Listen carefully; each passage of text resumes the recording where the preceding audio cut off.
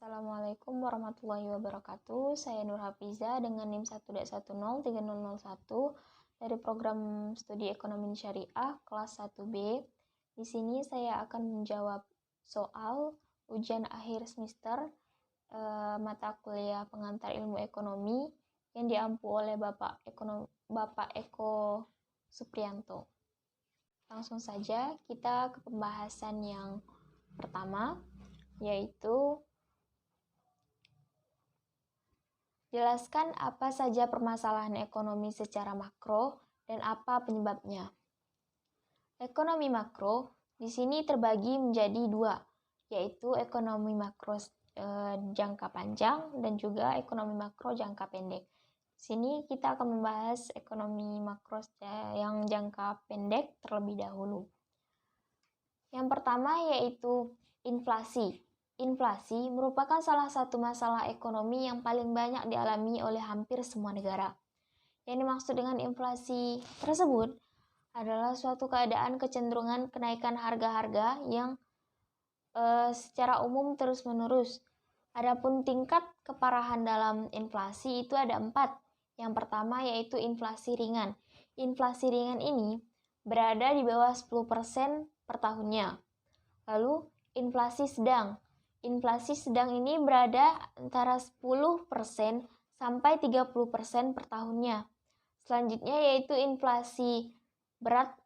Ini berada pada 30% sampai 100% per tahunnya. Dan inflasi yang sangat berat atau hiperinflasi ini berada di atas 100% per tahunnya. Adapun penyebab dari inflasi yang pertama, karena kelebihan permintaan atas barang atau jasa yang sering disebut juga dengan inflasi sisi permintaan. Dan yang kedua, yaitu kenaikan biaya produksi.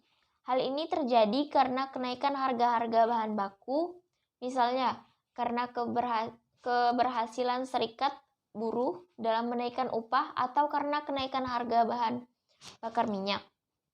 Dan kenaikan biaya produksi ini mengakibatkan harga naik dan terjadilah inflasi. Yang ketiga yaitu jumlah uang yang beredar di masyarakat ini bertambah. Bila jumlah barang itu tetap, sedangkan uang yang beredar itu bertambah, bahkan bertambahnya 2 kali lipat, maka harga juga akan naik dan bertambah 2 kali lipat pula. Lalu,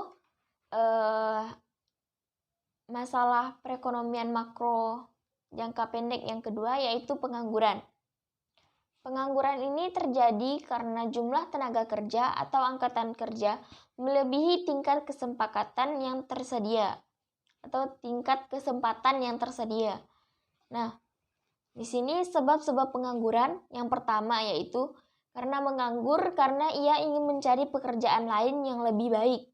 Yang kedua, pengusaha yang menggunakan peralatan produksi modern yang mengurangi penggunaan tenaga kerja. Yang ketiga yaitu ketidaksesuaian antara keterampilan pekerja yang sebenarnya dengan keterampilan yang diperlukan dalam industri.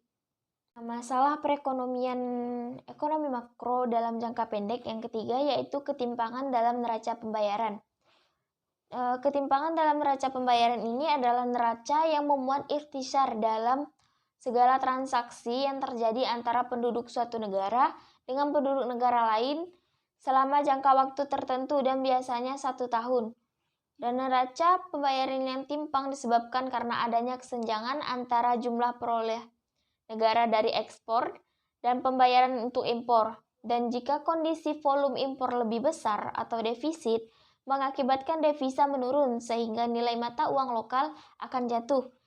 Dan jika kondisi volume ekspor lebih besar atau surplus, mengakibatkan nilai uang yang menguat terlebih terhadap luar negeri sehingga akan berdampak makin naiknya impor atau ekspor akan relatif turun. Pun masalah perekonomian ekonomi makro jangka panjang yang pertama yaitu pertumbuhan ekonomi. Pertumbuhan ekonomi berarti perkembangan kegiatan perekonomian untuk menyediakan barang dan jasa diproduksi dalam masyarakat bertambah dan kemakmuran masyarakat akan meningkat. Hal ini merupakan masalah ekonomi jangka panjang, bisa 5 tahun, 10 tahun, bahkan 25 tahun. Oleh karena itu, kita harus menciptakan keserasian atau keseimbangan antara pertumbuhan penduduk, pertambahan kapasitas produksi, dan ketersediaannya dana investasi. Ada beberapa hal yang menghambat pertumbuhan ekonomi di Indonesia. Yang pertama, yaitu masih tingginya pengangguran dan kerentanan pasar tenaga kerja. Yang kedua, lemahnya kegiatan investasi dan permasalahan fundamental terkait. Yang ketiga, tingginya potensi tekanan inflasi secara struktural. Adapun masalah dalam jangka panjang yang kedua yaitu kapasitas produksi. Kapasitas produksi bagi negara-negara ini masih berkembang. Usaha meningkat dan kapasitas produksi nasional merupakan suatu keharusan yang harus diupayakan dengan tujuan untuk meningkatkan dan mempertaruhkan tingkat pertumbuhan ekonomi. Masalah perekonomian ekonomi makro dalam jangka panjang yang terakhir adalah kebijakan stabilisasi atau menstabilkan situasi perekonomian. Nah, kestabilan di sini meliputi kestabilan tingkat pendapatan, kesempatan kerja, kestabilan tingkat harga, dan kestabilan nilai mata uang dalam negeri terhadap mata uang asing. Jika hal tersebut belum tercapai, maka perekonomian Indonesia akan sulit berkembang karena dapat menimbulkan keengganan investor untuk menginvestasikan modalnya di Indonesia. Apa saja permasalahan ekonomi secara makro. Sini kita nomor 2 yaitu solusi apa saja yang dapat saudara rekomendasikan terhadap permasalahan ekonomi makro yang terjadi di Indonesia atau di sekitar daerah saudara tinggal. Solusi yang dapat kita rekomendasikan di sini, untuk mengatasi adanya inflasi, kita dapat menggunakan 3 kebijakan. Yang pertama yaitu kebijakan moneter. Kebijakan moneter ini adalah kebijakan yang berasal dari bank sentral dalam mengatur jumlah uang yang beredar melalui instrumen-instrumen yang dimiliki bank sentral. Contohnya, kebijakan pasar terbuka yang menjual surat-surat berharga dan kebijakan diskonto atau menaikkan suku bunga. Yang kedua yaitu kebijakan fiskal. Kebijakan fiskal ini adalah kebijakan yang berasal dari pemerintah dengan mempengaruhi perekonomian melalui perubahan pengeluaran dan penerimaan pemerintah. Contohnya, mengurangi pengeluaran pemerintah dan menaikkan tarif pajak. Yang ketiga, yaitu kebijakan lainnya. Kebijakan lainnya ini seperti menambahkan hasil produksi, mempermudah masuk barang impor, dan menjaga kestabilan tingkat upah, serta menetapkan harga maksimum. Lalu, solusi untuk mengatasi pengangguran di sini, pemerintah dapat melakukan pelatihan bagi tenaga kerja sehingga tenaga kerja memiliki keahlian sesuai dengan lapangan kerja yang tersedia dan membuka investasi baru, terutama yang bersifat padat karya, memberikan informasi yang cepat mengenai lapangan pekerjaan, serta juga pemerintah menyediakan lapangan-lapangan kerja untuk para tenaga kerja. Lalu yang ketiga, untuk mengatasi ketimpangan dalam neraca pembayaran, kita juga harus mengondisikan agar neraca pembayaran ini seimbang dan dapat mengendalikan impor serta mempertahankan ekspor. Yang ketiga yaitu, menurut saudara, kebijakan apa yang kurang tepat yang pernah dilakukan oleh pemerintah Indonesia, dan menurut saudara, apa yang sebaiknya dilakukan atas kebijakan tersebut? Nah, pada masa COVID-19 ini, pemerintah ada mengadakan bantuan sosial atau bansos. Berbagai bantuan yang diberikan mulai dari subsidi listrik, bantuan kuota internet, bantuan subsidi upah, hingga kartu sembako dan program kartu prakerja. Berbagai bantuan ini diharapkan untuk meringankan beban masyarakat yang perekonomiannya terdampak akibat COVID-19 dan juga PPKM. Adapun cara untuk mendapatkan bantuan ini adalah dengan mendaftar di web-web yang bersangkutan. Salah satu faktor tidak tersampainya bantuan sosial atau bansos ke masyarakat kecil, yaitu karena ketidakadaan perangkat atau perangkat untuk mengakses internet dan ketidakpahaman masyarakat dalam menggunakan internet. Nah, inilah yang menjadi alasan mengapa mereka tidak mendapatkan bantuan sosial. Akan tetapi, biasanya bansos ini tidak pernah merata, entah kemana perginya anggaran tersebut. Bansos PPKM saja tidak merata, apalagi bansos yang reguler.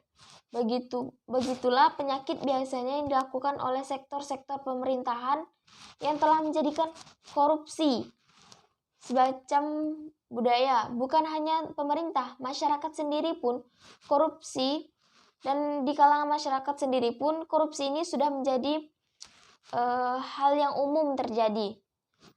Hal ini memang harus dirubah secara perlahan-lahan, dan dana bantuan sosial ini dibagikan secara tidak merata, dan bahkan dana bantuan sosial ini disalahgunakan oleh oknum-oknum yang tidak bertanggung jawab, yang malah menggunakan dana bantuan sosial ini untuk keperluan lain atau mengkorupsi hasil dana tersebut. Nah, solusi yang dapat dilakukan yaitu untuk masyarakat kecil yang tidak mempunyai perangkat atau tidak mempunyai akses atau tidak memiliki pemahaman dalam menggunakan internet ini, sebaiknya pemerintah mengadakan sosialisasi agar masyarakat kecil ini tahu bagaimana cara mendaftar untuk mendapatkan bantuan tersebut. Dan untuk mengatasi atau menghilangkan budaya korupsi ini, para penegak hukum harus lebih ketat atau memberikan hukuman agar para oknum korupsi dapat memiliki efek jera. Berikan komentar saudara terkait artikel berikut ini. Peran mahasiswa dalam menyongsong SDGs guna menjajarkan Indonesia dengan negara-negara maju. Nah, sebelumnya kita juga harus mengetahui apa itu SDGs. SDGs adalah singkatan dari Sustainable Development Goals. SDGs ini adalah suatu kesepakatan tujuan pembangunan berkelanjutan berdasarkan hak asasi manusia dan kesetaraan untuk mendorong pembangunan sosial, ekonomi, dan lingkungan hidup. Nah, di sini SDGs dalam pelaksanaannya memiliki para pemangku kepentingan yang terdiri dari 4 platform. Yang pertama yaitu pemerintah dan parlemen. Yang kedua adalah akademisi dan pakar. Yang ketiga adalah filantropi dan pelaku usaha. Serta yang keempat adalah organisasi kemasyarakatan dan media. Nah, di sini mahasiswa yang dikenal sebagai insan yang intelek tentunya juga memegang peran penting dalam pencapaian SDGs ini. Mahasiswa sebagai penerus bangsa, sebagai pemegang arah bangsa, dan sebagai agent of change ini memiliki peran untuk memberantas kemiskinan secara tidak langsung, untuk memperbaiki taraf hidup seseorang dengan mengenyam pendidikan di perguruan tinggi. Akan tetapi bukan hanya mengenyam pendidikan di perguruan tinggi saja, mahasiswa juga memiliki tanggung jawab untuk merealisasikan pembelajaran dengan permasalahan kehidupan yang ada. Nah, mahasiswa sebagai penggerak perubahan ini juga harus memiliki keterampilan untuk diasah agar menghasilkan atau menghadirkan tenaga ahli yang dapat menyelesaikan permasalahan-permasalahan yang terjadi di Indonesia, menciptakan kesejahteraan Indonesia, meningkatkan kualitas hidup untuk mencapai tujuan dari SDGs ini dengan usaha yang seoptimal mungkin agar Indonesia lebih berkembang dan sejajar dengan negara-negara lain. Nah, mungkin cukup sekian pembahasan yang saya sampaikan. Kurang lebihnya saya mohon maaf apabila ada kekurangan atau kesalahan dalam pembahasan saya. Mohon dimaafkan. Assalamualaikum warahmatullahi wabarakatuh.